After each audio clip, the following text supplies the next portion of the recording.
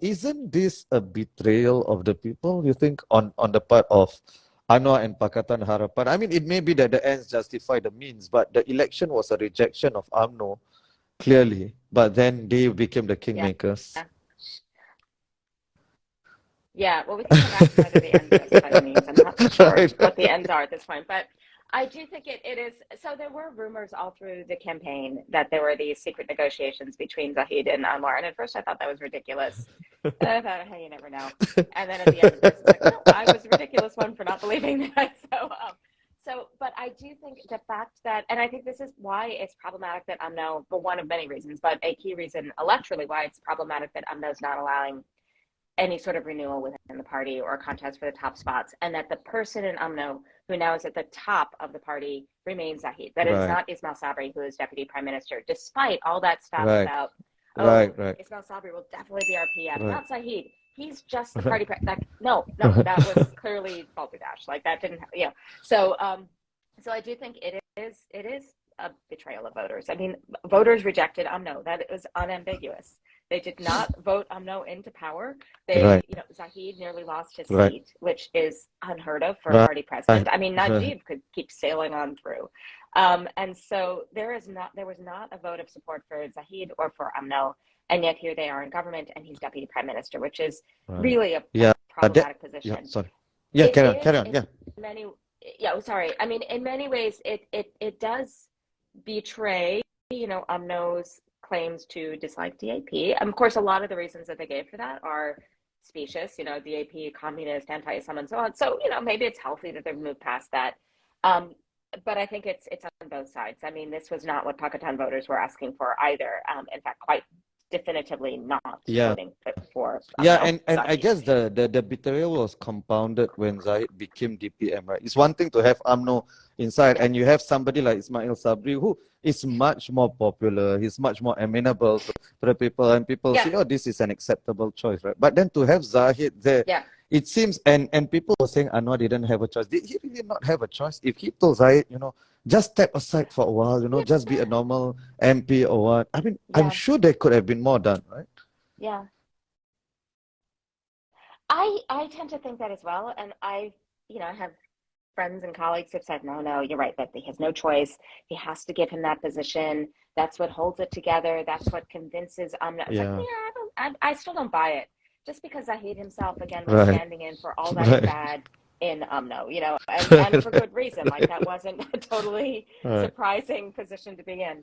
So, no, my own take is that it would have shown at least some extent of internal consistency for UMNO, which again had been saying all along through the campaign, you're not voting for Zahid, you're voting for Ismail Sabri. Ismail Sabri is, and so now they basically said, screw you, you're voting for UMNO, which you didn't think you were, sorry. And you're also voting for Zahid, which you definitely didn't think you were doing. And so, if we were to replay the election now, I think that would be, they might get even fewer than the few seats they got.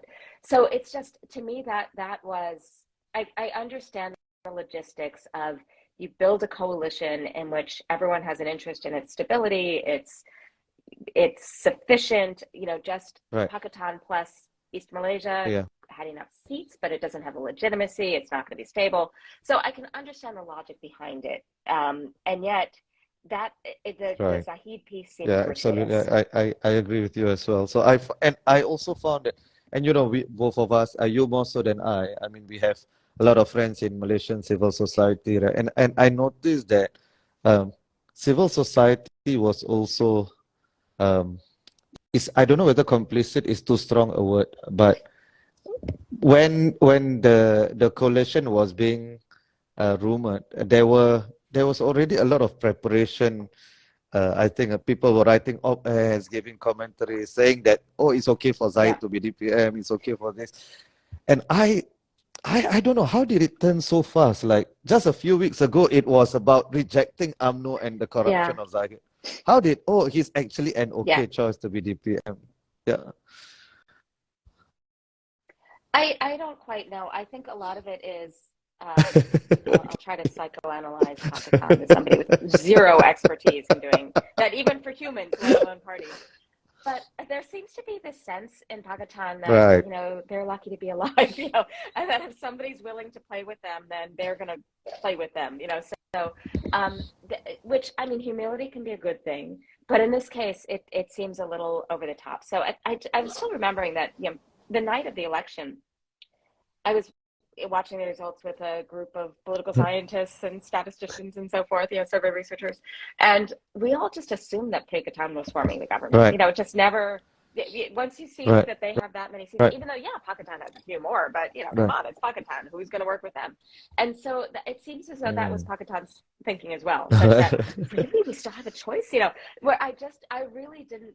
It was, I think, like 3 or 4 in the morning that one of these colleagues said, well, actually, they're Right. talking about maybe forming the government. Right. It's like, whoa. And so in that sense, it might be that Pakistan has, and including its supporters in civil society, has so deeply internalized this sense of inferiority in Yeah, terms of, of course. not that they're bad people or bad Right, parties, but that right. they're never going to be popular. That they'll join whoever sandbox wants to invite them in, or whatever the correct silly analogy would be.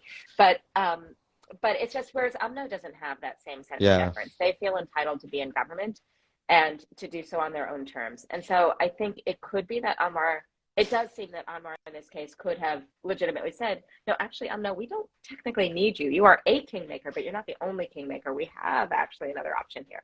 But he didn't. And so it does make his position probably more stable, at least in the short term. I do think, though, as I said, that it undercuts the party in as much as it shows a lack of principles for Right. Pakistan and Thank for you. UMNO both. I think that was an excellent piece of analysis.